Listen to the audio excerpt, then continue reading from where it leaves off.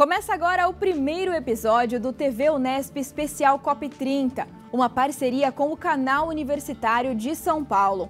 A Conferência das Nações Unidas sobre Mudanças Climáticas deste ano é na Amazônia Brasileira. Belém recebe a 30ª edição do encontro para discussões e negociações mundiais sobre meio ambiente. No programa de hoje, vamos conhecer a história da conferência e as mobilizações da Unesp durante o evento.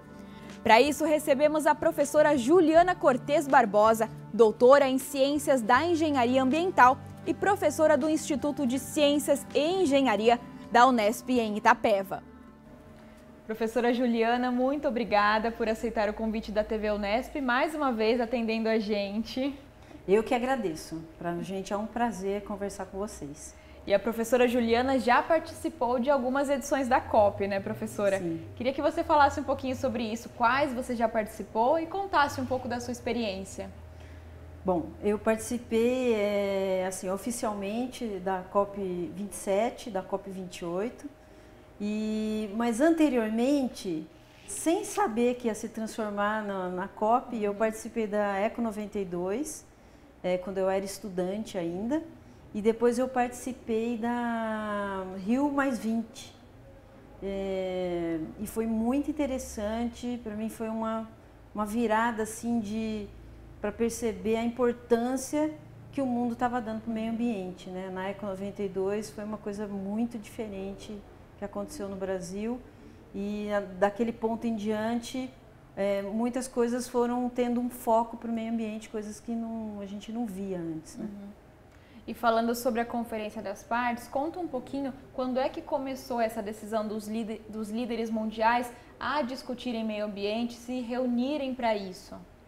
Bom, isso começou mais ali na reunião que teve em Estocolmo, né? Que em 72, que eles começaram a discutir os problemas de poluição da água, do ar, a questão de gases, né? De queima de carvão mineral e toda essa poluição e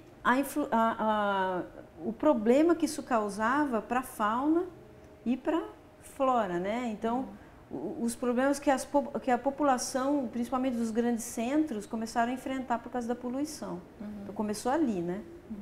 E quando é que isso se consolida nas COPs, professora?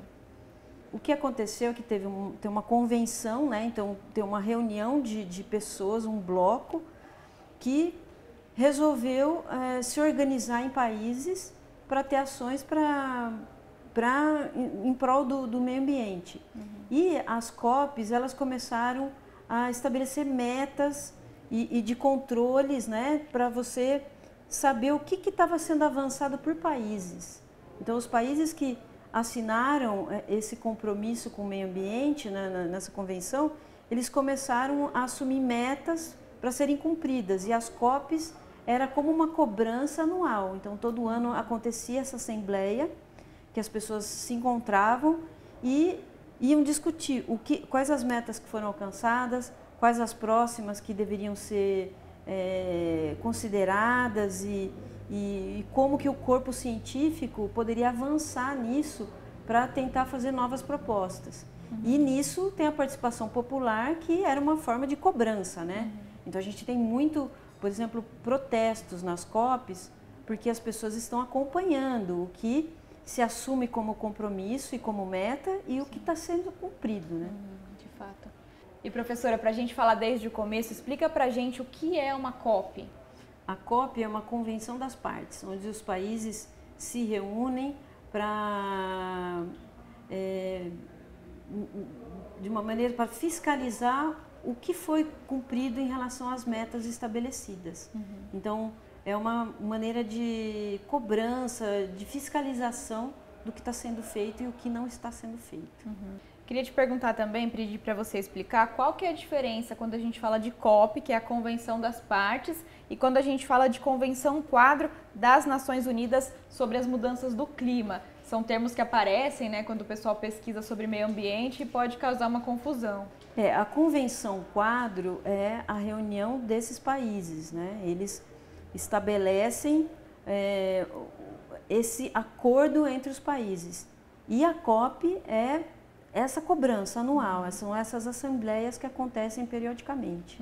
Muitas das decisões tomadas dentro da COP são feitas com base nos relatórios do IPCC, né, o painel intergovernamental de mudanças climáticas. Por que ele é importante e por que ele define as decisões que serão tomadas? Porque é uma base científica, então é uma reunião de cientistas de todas as áreas que estão relacionadas e que eles vão discutindo quais são os problemas, tem os estudos científicos de como mitigar aqueles problemas.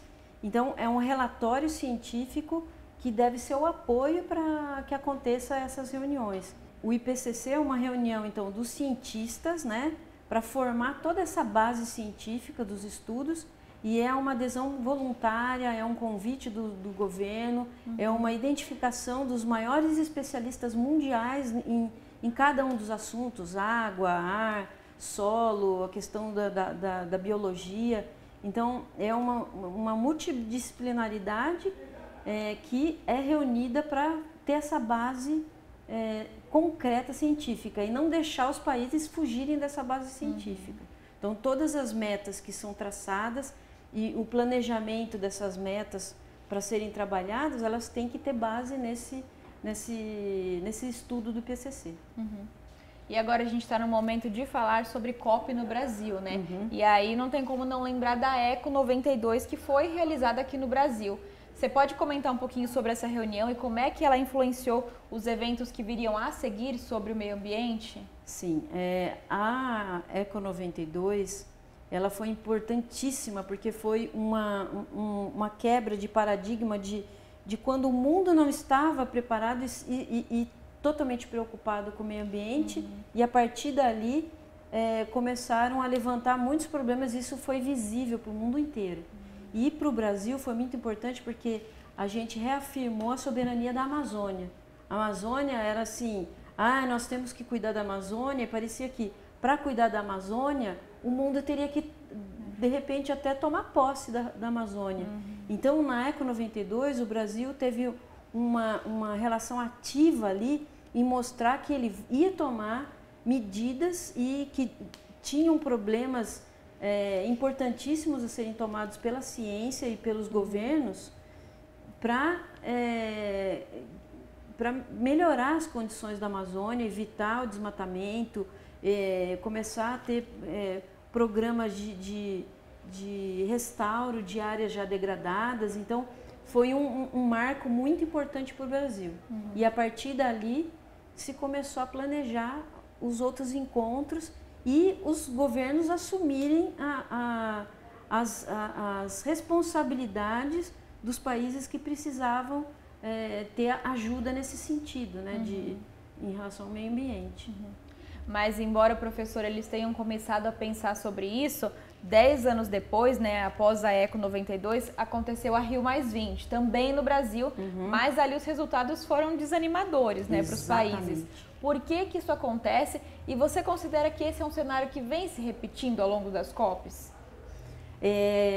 Realmente, quando não tinha ainda um documento, uma jurisdição para exigir esse cumprimento dessas metas, se viu que os países desenvolvidos e os países subdesenvolvidos, eles tinham um abismo ali em relação a recursos financeiros para realmente tomar medidas cabíveis, né? Então, cada um ficava esperando tomar medida e fazer a sua parte. Mas muitos desses países em desenvolvimento, que no caso o Brasil está incluído, a Índia, não tinham muitas vezes recursos, né? Então, a partir daí começou a se pensar nos fundos internacionais para que pudesse ser esses países receberem auxílio. E então a gente vê que essas metas não foram cumpridas realmente, muito porque você não tinha essa articulação financeira e esse compromisso entre os países, né? Uma coisa mais de cobrança mundial. Entendi. E até considerando as suas experiências em COP, como que você avalia a participação do Brasil nas COPs em que ele se fez presente? Olha, eu participei de duas, né? E eu posso, assim, eu tive uma experiência muito diferente de uma COP para outra. Porque o que aconteceu? Na COP do Egito, o Brasil tinha acabado de eleger o Lula. E então, foi em outubro e novembro aconteceu a COP. Então, quando nós chegamos, o estande do Brasil estava praticamente esvaziado pelos membros do governo, que eles praticamente não estavam lá. E, por outro lado, o governo do Lula não tinha sido implementado ainda.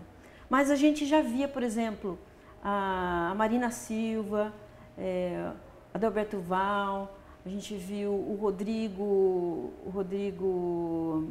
Augustin, que hoje em dia é o presidente do IBAMA, circulando por lá, né? E outras figuras importantes que já tinham participado em outros governos, Lula, e eles circulando naquele espaço, mas eles não eram nada do governo.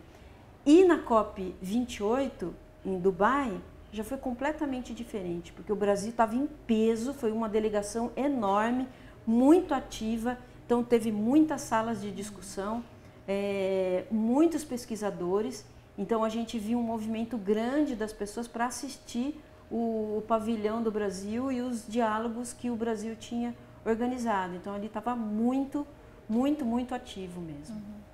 E você comentou sobre a participação da Unesp na COP. Conta um pouquinho sobre isso, quando é que começou, como é que te convidaram, como é que você foi até o evento?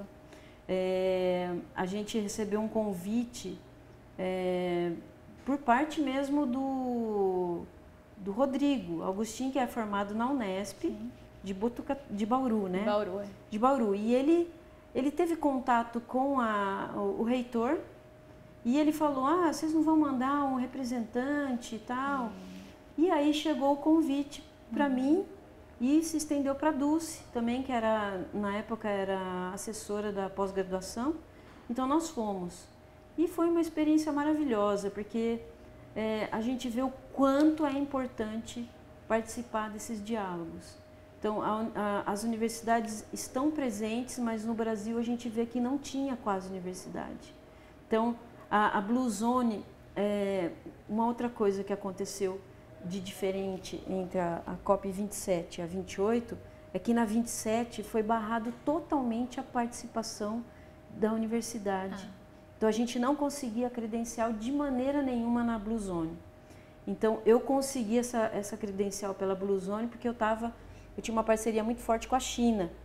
Aí, então, o Augustin falou para mim, olha, você tenta conversar com ONGs, com empresas, com outros governos, para ver se você consegue se integrar em uma outra comitiva. Porque no governo brasileiro era impossível. Falava que era professor universitário, era barrado imediatamente, você não conseguia essa credencial. Aí eu conversei com os parceiros chineses e eu entrei com a credencial chinesa. Então eu tinha um cordão vermelho, inclusive. Entendi. E a minha amiga, a Dulce, ela não conseguiu entrar na Blue Zone. Ela ficou só na Green Zone. E aí eu vi a riqueza que era de discussão, porque você estava frente a frente, uma sala pequena de 40 pessoas, com o governador, com o ministro, com secretários, com universidades, com outros países, e ali era rico de você fazer essa... E aí apresentar a sua universidade. Então, a partir daí eu vi, não, a Unesp tem que estar em todas essas COPs, é importantíssimo. Aí, na próxima, a gente conseguiu facilmente a credencial, não teve problema nenhum. A gente se inscreveu e a credencial veio, e eu e a Dulce participamos o tempo inteiro da Blue Zone, foi muito rico. A gente tem usado os nossos contatos até hoje dos ministérios, porque muitos permaneceram nesse ministério, né, com a continuidade do governo. Então, para a gente foi super importante. Agora nós vamos elaborar várias rodas de conversa para a COP 30 e nós já temos esses contatos para convidar as pessoas do governo. Que bacana, professora. Antes de falar um pouquinho sobre a COP desse ano, eu vou te pedir para fazer um retrospecto assim, sobre as maiores conquistas ao longo desses 30 anos de COP. O que você pode destacar para a gente? Bom, uma coisa muito importante foi a diminuição da destruição das florestas, né? Isso aí eu vejo que teve um esforço muito grande. A questão dos povos tradicionais coisa que em COPs anteriores não se falava. Não se falava, as comunidades tradicionais, as comunidades locais, as ribeirinhas, os quilombolas eram invisibilizadas. E hoje em dia, uma das coisas principais que se discute nas COPs é a participação das comunidades, porque para você preservar uma floresta em pé, para você ter uma floresta produtiva, ativa, você tem que pensar naquelas pessoas que vivem ali. Se você não der condições para aquelas pessoas, o que vai acontecer? Elas vão cortar aquela madeira para vender essa madeira, para vender a lenha, elas vão matar os animais para vender os animais ou então levar para zoológicos, coisas absurdas que aconteciam antigamente. E hoje em dia essas pessoas elas veem que o retorno dela, a renda delas, tendo aquela floresta em pé, tanto para a extração de frutas, de remédios, de sementes e recebendo o turismo, elas têm uma renda muito maior do que se ela estiver vendendo clandestinamente a madeira. É um exemplo, né? Um pequeno exemplo. Mas isso a gente vê que é super importante a gente pensar que a floresta viva, em pé e produtiva, ela não tem a menor chance de se preservar sem essas pessoas que vivem ali e a preservação da cultura. Porque elas sabem o remédio que pode fazer com aquela casca, com aquela folha e como aqueles animais vivem. Então, elas são assim peças fundamentais para que essa floresta seja preservada. E dentro desse assunto, comenta um pouquinho sobre a questão da sustentabilidade do meio ambiente no seu trabalho, professora. No meu trabalho. Eu venho trabalhando muito com o bambu. Então, dentro desse curso, nós não trabalhamos com madeira nativa. A gente pode até fazer um trabalho, por exemplo, utilizando o resíduo da floresta, pequenos pedaços de madeira para você fazer um móvel que você tenha cores diferentes, mas a gente não trabalha com o desmatamento, a gente trabalha principalmente com madeira de reflorestamento. E a gente vê que a grande importância disso é que você tem um baixo carbono, uma produção de produtos da industrialização de baixo carbono. E outra coisa é você pensar que você vai trabalhar com uma cultura que não está destruindo o meio ambiente, ela está reflorestando, né? Você está tendo mais verde no planeta. Né? E mesmo se for utilizar as madeiras nativas, é uma maneira de extração completamente diferente. Você não vai fazer um corte raso numa floresta. Você vai pegar indivíduos que têm potencial e que eles já tiveram uma produção de sementes e você pode extrair um ou outro dentro desse talhão de floresta. Então você fica quase imperceptível que você está extraindo alguma coisa de dentro dessa floresta. É um pensamento diferente, né? Sim, totalmente diferente. E eu sei que esse pensamento diferente, sustentável, também está presente no que vocês estão construindo para esse ano na COP. Sim. Em especial o pavilhão de bambu, professora. Sim. Comenta pra gente o que está previsto de Unesp nessa COP 30, o que se mantém depois do evento também. Bom, esse projeto surgiu de umas parcerias, né, que nós estávamos fazendo na região da Amazônia.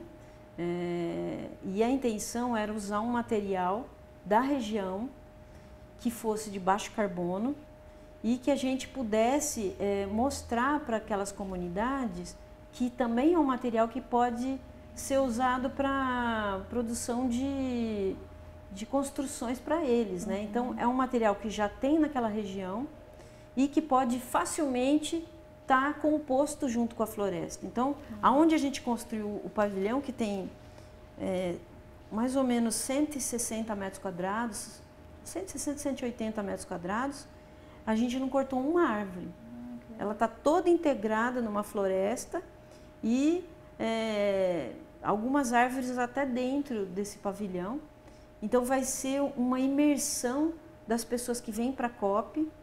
E a nossa intenção era fazer algo imersivo dentro da floresta para que as pessoas se encantassem com aquela floresta, se emocionassem com aquele lugar e pensassem, nossa, a gente precisa realmente pensar que isso não pode acabar, isso tem que ser preservado, né? Então, muitos estrangeiros vão para a COP e Belém é uma cidade grande como qualquer outra.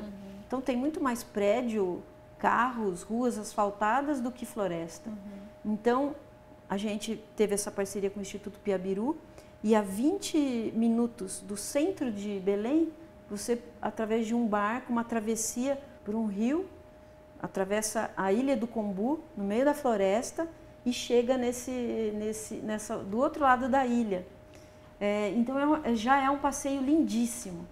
Então, essa entrada das pessoas por essa floresta, e você vai ter uma roda de conversa, você vai ter uma exposição que está implantada no meio da floresta, é uma coisa que nós pretendemos encantar as pessoas para que elas vejam a exposição científica, mas ao mesmo tempo vejam a arte. E vejam uma arte que está relacionada com o meio ambiente. Tá? Então, o propósito foi esse, a gente tentar fazer as pessoas, além de ver as pesquisas científicas que a Unesp vem fazendo em relação às mudanças climáticas, ao meio ambiente, ela pudesse ver um pouco de arte e ver aquela floresta intacta e linda, maravilhosa. Só o passeio de Belém até esse local já vale a pena. Vendo a exposição, então? Nossa, é maravilhoso, realmente. Que legal, é muito professora. lindo. E essa casa é a Casa Floresta? A Casa da Floresta é um conceito que está dentro de um parque tecnológico, parque de tecnologias sociais. Então ali, por exemplo, nós temos mais de 1000 colmeias de melíponas, então são abelhas sem ferrão, que elas estão ali num projeto que já acontecia, né, pelo Instituto Piabiru, mas que contribui muito para a polinização, por exemplo, do açaí, do cupuaçu, do cambuci, do taperebá. Então, essas abelhinhas sem ferrão, elas vão polinizando. Então, elas têm uma importância muito grande. Então, esse projeto é de multiplicar essas abelhas e elas serem disponibilizadas para comunidades, principalmente quilombolas e indígenas que estão ali, para que eles tenham e façam também multiplicação e para aumentar essa polinização que vai aumentar a produção dessas frutas. Então, ali naquele lugar já tem uma tecnologia social que pode ser vista e junto com a Unesp a gente vai trabalhar outras tecnologias sociais como, por exemplo, a batata doce, que nós temos desenvolvidas na Unesp, que você tem esse maior potencial tanto de produção quanto de vitaminas, né, nessa batata doce. Então, é uma coisa que está sendo levada para essa região para que eles possam também retomar essa coisa de ter uma agrofloresta produtiva e que sejam mais independentes da comida que eles vão comprar na cidade, que vem embalado no plástico, né? Então, eles produzirem o seu próprio alimento. Então, essa também é uma outra questão que a Unesp vem trabalhando, que é a questão da alimentação mais saudável, né? Da segurança alimentar. Então, isso também está sendo demonstrado. E além de muitas outras coisas. Então, essa parceria com esses institutos, inclusive a Universidade Federal do Pará e a Universidade Rural da Amazônia. Então, essas duas universidades, nós fizemos questão de conversar com eles, conhecer as pesquisas que eles estão fazendo e eles estão totalmente se integrando com as pesquisas da Unesp para que a gente possa fazer futuros projetos. Aí a COP, onde vai acontecer essa exposição e essas parcerias, vamos receber diferentes países, diferentes universidades e depois tem a pós-COP, que tudo vai continuar. Nós pretendemos, a partir dessa parceria, firmar convênios com as pessoas e as universidades e as instituições que nós estamos convidando para estar com a gente e, a partir desse diálogo todo, já firmar projetos de grande porte para que a gente possa continuar pesquisas pós-COP. Então, durante esses 5 anos. Eu acho que o resultado vai ser bem maravilhoso. Com certeza. Fala um pouquinho mais da sua expectativa dessa participação da Unesp na COP. Então, uma coisa que eu achei maravilhoso foi que nós fomos convidando vários professores que têm pesquisa na área ambiental, na área de solos, na área das melíponas, na área da água, na questão dos povos tradicionais, e a gente sentiu assim uma integração muito importante de diferentes áreas. Então, isso é a verdadeira interdisciplinaridade entre os cursos. Então, a gente viu a riqueza de diálogo que a gente pode ter entre as unidades, entre os cursos, e quem ganha muito nisso são os nossos alunos com as formações, tanto da graduação quanto da pós-graduação. A gente está com uma grande expectativa que isso gere bons frutos e bons projetos daqui para frente. Sim. E quanto à discussão ambiental em todos os países do mundo, qual que é a sua expectativa? Bom, estão dizendo que essa COP vai ser a COP da verdade, né? Que vai ter uma cobrança muito forte do que nós temos realmente que tomar como medidas para que seja freada, principalmente o desmatamento. Já está mais do que provado que nós não precisamos desmatar mais nada para ter a nossa produção que precisamos, né? O que nós precisamos muito é recuperação das áreas degradadas, e eu acho que isso é uma coisa que nós teremos que trabalhar muito fortemente. A questão dos combustíveis fósseis, né, que isso está sendo uma discussão muito grande, tem muita polêmica em torno disso. Nós temos que, ao mesmo tempo, fazer essa transição, mas nós não podemos parar o país para poder fazer essa transição, mas de uma maneira que não prejudique também a economia do país, não só o nosso país, como dos outros países. Ainda tem muita coisa para ser feito, e eu acho que os povos tradicionais também têm que ser muito mais incluídos nos projetos e ter muito mais protagonismo em escrever esses projetos junto com os pesquisadores, porque eles fazem parte e têm que ser integrados desde o início até o final disso, para que a gente não tenha prejuízos para essa cultura, né? E professora, o Brasil como país sede, você acredita que ele pode então guiar as negociações neste ano? Sim, eu acho que o Brasil vai ter um protagonismo importante aí na questão dos fundos de financiamentos. Então, o Fundo Amazônia, o Fundo Verde, o Fundo de Perdas e Danos, para que os países consigam ter mais certeza desses fundos que eles podem contar para ter as suas ações efetivas. De maneira geral, as grandes discussões vão ocorrer em relação principalmente à questão da biodiversidade, a questão dos povos tradicionais, as questões socioeconômicas que envolvem essa questão de você preservar essa floresta em pé, ativa, produtiva, inclusiva, e que você consiga trabalhar a biodiversidade de uma maneira que você não interfira na cultura desse povo que vive nesse local. E para isso vai ter muitas negociações em relação aos fundos internacionais, né? Eu acho que isso é uma coisa que vai ser muito discutido. E a questão dos combustíveis, né? A questão dos combustíveis, dessa transição energética vai ser um ponto de muita discussão, porque nós temos polêmicas em torno disso, né? Da exploração ou não do petróleo.